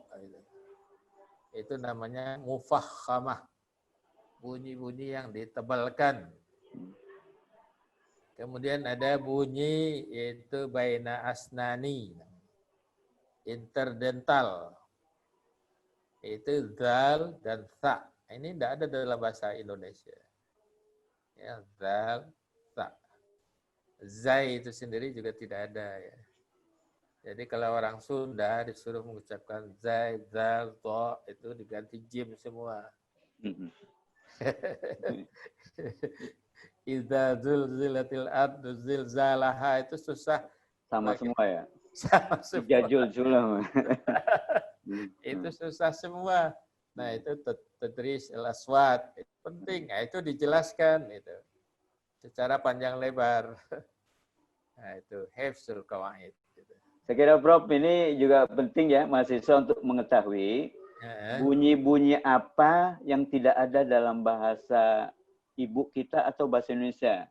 Ya itu tadi. Ya, maksudnya mereka cari dari 28 bunyi dalam bahasa Arab itu kan setengahnya nggak ada dalam bahasa Indonesia yang tadi disebutkan oleh Prof itu kan sebagiannya. Nah, coba itu nanti diamati supaya bisa menjadi perhatian kita ketika ngajar. Biasanya kan dengan perbedaan itu ada kesulitan di kalangan siswa untuk melafalkan bunyi itu. Nah, ini penting ini walaupun di metode tata bahasa terjemahan tapi dia membandingkan wa muqaranatuha minal lugat. Jadi kita membandingkan antara bahasa Arab dan bahasa Indonesia. Wa bi khassah al-lughatul litalib. Jadi bahasa Arab dibandingkan dengan bahasa Indonesia. Jadi pemahaman siswa tentang kaidah bahasa Arab itu kuat karena membandingkan gitu. Pengetahuan tentang kaidah bahasa Indonesia bisa dipakai untuk mendalami kaidah bahasa Arab. Nah, ini yang disebut dengan transfer of learning. Ya. memindahkan apa yang sudah kita ketahui untuk mempelajari sesuatu yang baru. Ya, kalau dalam bahasa Arabnya itu intikal asarut ta'allum. Ya. Intikal asarut ta'allum. Asar ta'allum ya. Ya. Jadi kalau orang udah belajar bahasa tertentu, untuk mempelajari bahasa lain itu relatif lebih mudah. Ya. Ada pengaruhnya. Ya. Nah, sini fungsi guru dalam metode ini untuk menjelaskan itu. Membandingkan kaidah bahasa Arab dan kaidah bahasa Indonesia. Ya. Nah, itu. Jadi waktu guru itu dihabiskan lebih banyak untuk berbicara tentang bahasa. Nah, ya. Ma'zam waqtihi fil hadis anil lughah badlul hadis biha, sebagai pengganti berbicara dengan bahasa Arab. Makanya tidak ada berbicara bahasa Arab. Laisa hunaka al-istima' wa laisa hunaka al-kalam. Wa innama yabhas an qawaidil lughah. Ya, jadi kalau kita tegaskan, ini metode ini lebih pada belajar tentang bahasa Arab dan bukan belajar bahasa Arab. Tentang. Karena yang dipelajari nahu dan sharaf, yang dipelajari arti kosakata, kemudian yang dipelajari adalah latihan menerjemah kalimat-kalimat lepas dari bahasa Arab ke bahasa Indonesia dan sebaliknya. Nah, itu. Coba dilihat teruskan ini. Mungkin perlu penjelasan sedikit.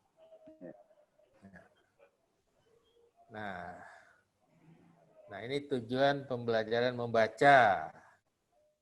Mal qudrah 'alal kitabah at-taqlidiyah min khilal at-tadrib 'ala tarjamah min al-lughatil ila al-lughatil hadaf. Nah, jadi al-ihtimam bil qiraah. Metode ini lebih menekankan pentingnya membaca, sedikit kemampuan menulis secara tradisional melalui latihan menerjemah dari bahasa ibu ke dalam bahasa tujuan. Yakni dari bahasa Indonesia ke bahasa Arab. Nah, ini latihan untuk menulis. Wa adamal ihtimam bimaharatain al-fahmul masmu' wal kalam. Wa adamal ihtimam. Adam artinya tidak ada. Ya, bukan sedikit. Adamul ihtimam, tidak ada perhatian untuk dua kemahiran. Ya. Fahmul masmu' wal kalam. Ya. Listening comprehension ini. Ya. Wal kalam, berarti tadris al kalam. Ada juga yang mengistilahkan al hadis ya. Al hadis wal kalam. Ini membaca dengan sedikit latihan menulis. Nah, latihan menulisnya dari bahasa Indonesia ke bahasa Arab. Dan yang ditulis itu adalah kalimat-kalimat bahasa Indonesia lepas, kemudian diterjem hazihil jumlah ila lughatil arabiyah. Nah, terus yang berikutnya, ta'kid ala sihhatil lughawiyah fil qawaid. Nah, di sini ditekankan akurasi, ketepatan di dalam penggunaan kaidah bahasa, kaidah imla, kemudian penerjemahan secara detail, rinci. Wa qillatul ihtimam bil kifayah al-lughawiyah. Ingat, al-kifayah lughawiyah apa itu? Linguistic competence. Ya. Itu istilahnya Chomsky. Kompetensi linguistik dan performance istilahnya, performance. Jadi penguasaan sistem bahasa, tapi di dalam buku ini yang dimaksudnya al-kifayah al-lughawiyah ini adalah kompetensi komunikatif.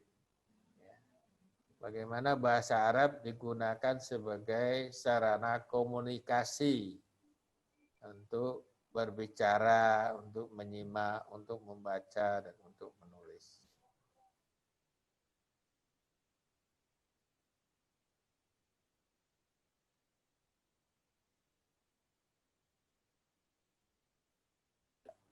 Sarana evaluasi fil ikhtibarat, ya, di dalam tes. hanya terbatas. Wa bi khassah ikhtibarat al-maqal. Nah, tes esai. Jadi tidak ada tes objektif. Di sini ada tes esai. Tilkal ikhtibarat az-zatiyah ghair maudu'iyah. Ya, tes-tes tersebut itu sendiri tidak objektif. Ya. Anak-anak disuruh menulis ya dengan menerjemahkan dari bahasa Indonesia ke bahasa Arab. Nah, itulah yang dijadikan tes kemampuan mereka menerjemah.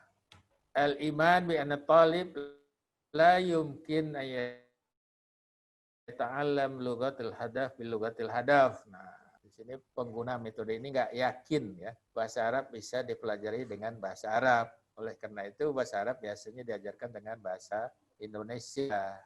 Wa innama bita'alimiha min khilatil lughatil Nah, di sini lughatil tadi disebut al-lughat al-wataniyah, bahasa nasional. Wa annal lughatul marja' asasi fi dzalik. Jadi sumber belajar adalah bahasa ibu itu dan mengajarkan mereka sebagai orang yang ahli dan melatih mereka itu sedikit perhatian. Jadi nggak perlu ada pelatihan guru bahasa Arab. Tidak ada perlu penataran guru bahasa Arab gitu. Madamu selama apa? Selama guru-guru itu mampu berbahasa Arab. Jadi orang Arab bisa orang Indonesia yang belajar bahasa Arab, menguasai bahasa Arab cukup. Dan yang penting dari Indonesia. Ya, ini. Nah, coba teruskan. Kita ulas sedikit. Ya. Nah, ini fungsi guru, fungsi siswa, fungsi materi ajar. Wazaif, wazifah, fungsi. Ya, fungsi guru cukup menjelaskan semua kandungan dari buku ya. Fi tadris kitab muqarrar. Nah, kitab muqarrar ini buku yang diwajibkan, buku yang ditetapkan ya, untuk belajar bahasa Arab. Di situ tadi ada dua macam buku, kitabul qawaid dan kitabul terjemah apa tadi? Qiraah apa tadi? Ya. Itu kedua buku itu yang penting itu dikuasai dan bisa dijelaskan maksudnya. Bitafsil dengan rinci gitu. Wa tarjamatuha ila lughatil dan buku itu bisa diterjemahkan ke dalam bahasa Indonesia. Nah, fungsi siswa, nah sini kadang-kadang tidak konsisten juga buku ini. Dia menggunakan istilah muta'allim. Harusnya daris harusnya. Wazaif ad-darisin harusnya. Yastami'u ma'zamil waqt ila sya'il muallim. Ya, sebagian besar waktunya hanya mendengarkan penjelasan guru. Walaysa lahu qudrah wala fursah limunakashah awil hadis mal zumala. Nah, ini sama seperti Anda ini. Anda dengar saja terus suruh bertanya diam. Nggak ada yang mau diskusi, nggak ada yang ngomong. Nah, ini persis fungsi siswa, yaitu hanya mendengarkan ceramah, mendengarkan uraian. Nah, ini. Terus fungsi materi ajar di sini. Ya, yahtawi al-manhaj alladzi ini. Kurikulum terdiri kitabain ya, aduma lil qawaid an-nawiyah wasyarfiyah wal akhar lil qiraah. Jadi ada dua buku kawaid dan buku bacaan, buku membaca. Wala yasmah bil khuruj anhuma. Jadi guru nggak boleh keluar, siswa nggak boleh keluar dari dua buku itu. Selama proses belajar bahasa Arab hanya dua buku yang digunakan, buku kawaid dan buku membaca. Li'annal matlub minal mu'allim, ya, yang dituntut dari guru itu apa? Yashrah jami'a muhtawiyatil kitab al-muqarrar bitafsil. Jadi guru harus mampu menjelaskan apa yang ada di dalam buku. buku kawaid dan buku bacaan. Oke. Ini fungsi dari guru, siswa, dan materi ajar. Ya, oke. Terus, lanjutkan. Nah, bagaimana ini dipraktekkan di dalam kelas? Ya, tadris bihadhihi tariqah la yukalliful muallim juhdan. Ya, guru tidak dituntut sungguh-sungguh. Ya, tidak perlu sungguh-sungguh banget gitu. Wala yamnahu fursah lil ibda. Ya, guru nggak perlu kreatif. Nggak perlu cari media, nggak perlu cari teknik yang lain, cukup gunakan 2 buku yang sudah ada. Au tanwi al-ansitah, tidak perlu bervariasi di dalam aktivitas belajar. Ya, yakumul mu'allim bitarjamatiha ila lughati darisin al-ub au ila lughat wasitah wa yaktub zalika ala saburah. Ya, guru menerjemahkannya ke dalam bahasa siswa atau bahasa ibunya atau bahasa pengantar dan menulis di papan tulis. Jadi apa yang mau dijelaskan, apa yang mau diuraikan secara rinci itu ditulis di papan tulis. Kemudian yabda al-muallim ba'da zali bisyarhil qawaid asy-syarfiyah wa nawiyah. Ya, yang sudah ditulis di papan tulis kemudian dipakai untuk menjelaskan tata bahasa, nahwu dan sharaf. Oke, teruskan. Nah itu dari semua keterangan tadi kita sebenarnya bisa mengambil apa kelebihan dan kekurangan dari metode ini. Nah, yang kelebihannya tentu orang yang menggunakan metode ini tentu benar-benar menguasai faid bahasa Arabnya, benar-benar dikuasai. Kemudian memahami teks yang dibacanya secara baik. Mengapa metode ini masih digunakan sampai sekarang? Karena tujuan orang belajar bahasa Arab yang penting ditanya nahwu sarafnya bisa, ngerti. Kemudian bisa baca buku kuning, bisa. Itu bahkan mampu mereka belajar fikih, belajar hadis, belajar tafsir, semuanya menggunakan bahasa Arab. Yang penting adalah kuasai nahwu sarafnya, kuasai kosa katanya. Nah ini unggul dari sini daripada metode langsung dan metode yang lain itu malah mengabaikan yang ini. Hazihi tariqah qad takunu munasabah lil a'dad kabirah minat tulab wa min kullil marahil minal muta'allim. Nah, metode ini jumlah siswanya 100 atau 50 itu bisa digunakan. Karena guru yang banyak ngomong, yang siswa nyatat, siswa nggak banyak kegiatan gitu. Guru nggak perlu melakukan pembaharuan, kegiatan-kegiatan, buat lingkaran, kerja kelompok, segala macam, pecahkan masalah, itu nggak perlu di sini. Ya. Hadhihi tariqah tusaidul muta'allim liyafham sifatil lughat allati yata'allam biha misal al-ma'rifah al-mufradat wal ibarat wal jumal wal al-aghrad khassa. Nah, metode ini membantu siswa memahami karakteristik bahasa yang dipelajarinya. Karena sejak awal itu guru sudah menjelaskan karakteristik bahasa Arab, bahkan dibandingkan dengan bahasa Indonesia. Kemudian menguasai kosakata, terutama kosakata yang ada di dalam buku teks, ungkapan, dan bahkan kalimat-kalimat untuk tujuan khusus. Ya. Yastafadu hadhihi tariqah fil halah at-ta'allum az-zati. Ya, metode ini dipergunakan untuk belajar itu sendiri. Belajar apa di sini? Belajar kawaid dan belajar kosakata. Annal muta'allim yastakhdimul qudrah ala tazkiyah Itu karena apa? Jadi belajar bahasa menurut metode ini adalah belajar juga melatih kemampuan berpikir, menghafal. Ya, oke.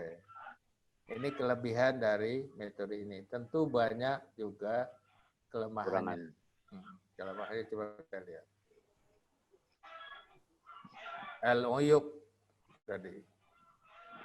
Ya. Nah, metode ini lebih menekankan tadi terjemah wal ihtimam bi ta'limil qawaid nazariyan. Ada praktek nerjemah, ada pengajaran qawaid secara teoritis, wa qillatul ihtimam bi maharatil lughah al-ukhra. Apa yang kurang tadi? Yaitu al-istima' wal kalam. Tidak ada pelajaran menyimak, tidak ada pelajaran berbicara bahasa Arab. Nah, ini suatu kelemahan. Hadhihi tariqah la tasluh li tadrisil lughat al-ajnabiyyah lil atfal. Nah, untuk anak-anak tentu sulit menggunakan metode ini karena anak-anak sudah diajar kawaid yang panjang lebar dan mendetil. Kemudian ada analisis kawaid. Nah, tentu kemampuan anak-anak belum bisa untuk itu, jadi nggak cocok. Taksur hadhihi tariqah min istikhdamil lughatil iktsaran. Jadi kalau banyak menggunakan bahasa Indonesia, kapan berbahasa Arabnya? Jadi bukan belajar bahasa Arab, jadi belajar bahasa Indonesia dengan pemahaman struktur bahasa Arab. Gitu. Jadi terbalik. Ya. Ihtimam ashabu tariqah bisahatil qalgawiyah. Nah, tentu di sini yang ditekankan adalah accuracy, terutama di dalam pemakaian kaidah bahasa Arab. Walam yuqaddimu syai'an li bina'il kafayah al-lughawiyah. Ya, tujuan bahasa Arab itu adalah tujuan pembelajaran bahasa Arab tentu al-kifayah al-lughawiyah bil lughatil arabiyyah. Ya, al-istima', al-kalam, al-qiraah, wal-kitabah tadi. Tapi ini tidak lebih banyak pada anil lughah.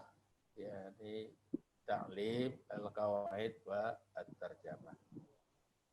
Qad la takunul mufradat wal binyah wal ibarat allati yata'allamuha at-tullab kadzalik i'adat al-istihdam atau al-istihdam bimakna mukhtalif fil lughatil hadisah yumkin limahfin tarjamah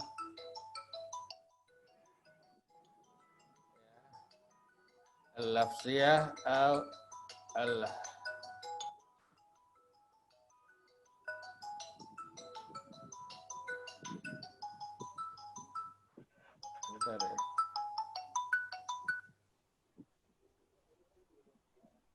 Ya, ini. Jadi mahasiswa atau siswa banyak diberikan kosakata yang sifatnya lepas-lepas. Dan itu tentu tidak bisa digunakan di dalam komunikasi yang sebenarnya. Ya, nah ini itu suatu kelemahan. Oke, ini penjelasan secara singkat ya. Ya, mudah-mudahan paham. Nah, silakan kalau masih ada yang ingin bertanya silakan. Ya, itu jangan Anda ikuti metode ini ya dari wazifatul muta'allim tadi. Al-istima' faqat gitu. Nah, oke, syukran. Ya. Ya. Anda paham apa enggak ya? Mengapa metode ini masih dipakai? Ya, itu juga jadi ini. Keunggulannya tadi ya. Nah, kekurangannya tadi. Ya. Nah, Anda bandingkan Anda bagaimana belajar bahasa Arab di madrasah dulu dan sekarang. Apakah metode ini masih digunakan oleh al-asatiz atau tidak? Itu juga bisa. Anda kritik juga boleh. Ya, karena Anda sudah paham kelebihan dan kekurangan metode ini. Ya, silakan. Ya, silakan ada yang bertanya.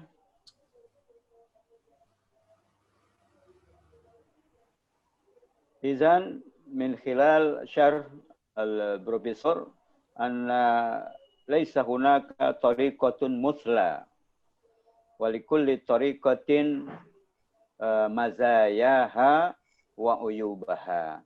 Izan kaifa nakhtar tariqah min tilka turuq katsira labudda an na'rif al-hadaf min ta'limil lughah. Kama qala al-profesor anna fil ma'ahid al-salafiyah fa inna ahdafahum fi ta'limil lughah hiya fahmul masmu' atau manusammi bi fahmi al-kutubit turas atau kutubis safra. Idzan idza kana al-ahdaf hiya fahmul masmu' atau fahmul kutubut turas fa inna hadhihi tariqah munasibah lahum. Amma binisbah li al-ma'ahid al-asriyah atau jami'atina masalan fa innal hadaf min ta'limil lughah laisa faqat fahmul masmu' wa innama litawassul. Idzan hadhihi tariqah aglabiyatuhu ghairu munasibah. Fa nakhtar tariqah ukhra hiya tariqah allati nadrusuha fima ba'du. Ya. Silakan ditanggapi. Ya, sudah banyak tadi uraiannya ya. Iya. Ya, sekarang ini.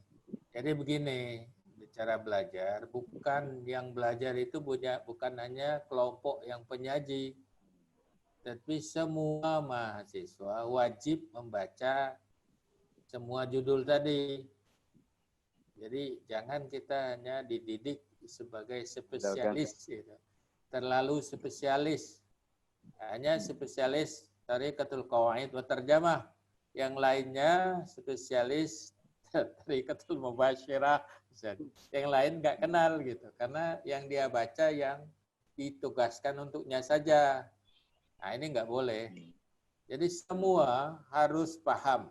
Kenapa? Karena kalau kita sebagai guru, kita bisa memilih metode. Dan semua metode itu kita kuasai. Kita kuasai hakikatnya, kita kuasai prosedurnya, kita kuasai kelebihan dan kekurangannya, sehingga kita bisa memilih metode mana yang cocok.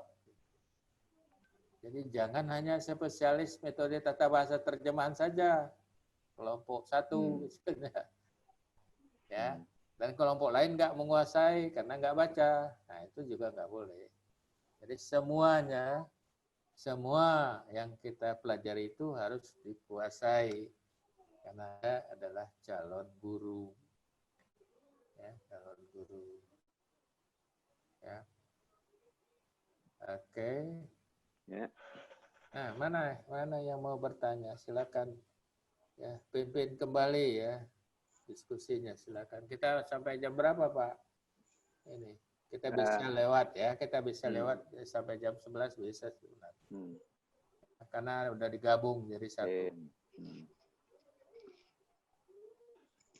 Oke. Ya. Ya. Mana yang mau komen? Ya. Bertanya? Anda suka tidak dengan metode ini gitu. Anda tidak suka, bisa juga. Kenapa tidak suka? Harus ada alasannya. Kenapa suka? Harus ada alasannya. Gitu. Ya, metode ini mudah atau sulit dilaksanakan. Anda juga punya argumentasi, silakan. Ya, nah gitu.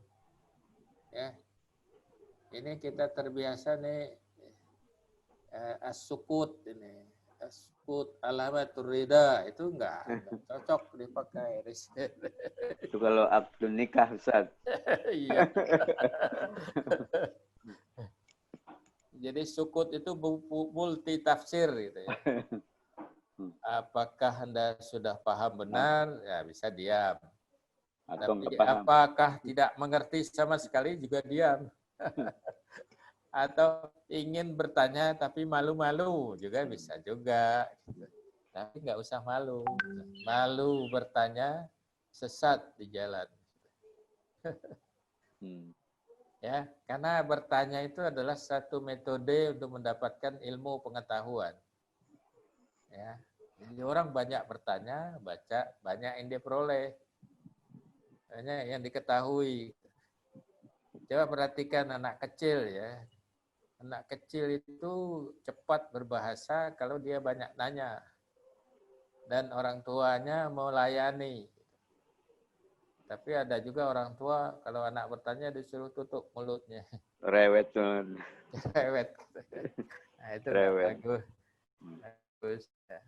Oke. Udah semua.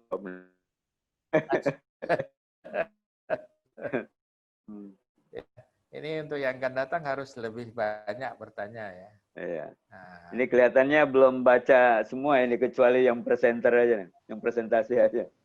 ya kan sebenarnya materinya sudah kita sampaikan udah jauh-jauh hari ya. Itu dibaca. Ini kan sudah al-mustawa tsalis ya. Nah, asana salisa. Salisa, berarti sudah berapa semester belajar bahasa Arab ya. Ya, mungkin ya. Di sini tadi kita banyak menggunakan istilah. Nah, istilah-istilah ini mungkin banyak yang baru ya. Yang baru. Nah, itu juga keuntungan ya kita menggunakan bahasa Arab, menambah kosakata, menambah istilah-istilah, dan menambah pemahaman di samping pengetahuan tentang metodologi pengajaran bahasa Arab. Kan ada latihan istimaknya juga, ada latihan berbicara juga, ada membaca. Ya, Anda juga nulis, ya nulis merangkum itu praktek menulis. Jadi semua keterampilan kita manfaatkan. Merangkum dari teks, buku teks menjadi PowerPoint itu kan merangkum. Ya, atau meramu dari berbagai buku, nah, juga menulis. Jadi semua keterampilan berbahasa Arab dipraktekkan di dalam mata kuliah ini. Itu Prof, apa namanya, pentingnya kita menggunakan buku Arab, yaitu tadi untuk mempraktekkan keterampilan maharat lugawiyah allazina darasuha ya. Iya. Jadi mata kuliah ini di samping untuk mata kuliah metodologi pembelajaran bahasa Arab itu sendiri juga membantu mata kuliah tadris al-istima, ya, membantu mata kuliah tadris al-kalam, ya, tadris al-qiraah, tadris al-kitabah. Ya. Dan inilah yang dimaksud dengan al-kifayat al-lughawiyah atau al-kifayah al-ittisaliyah. Al-ittisaliyah. Kompetensi linguistik atau kompetensi komunikatif. Al-kifayah itu artinya dalam bahasa kita kompetensi. Ya, al-kifayah, kompeten. Anda kompeten tidak dalam bahasa Arab, nah itu diuji dengan itu tadi.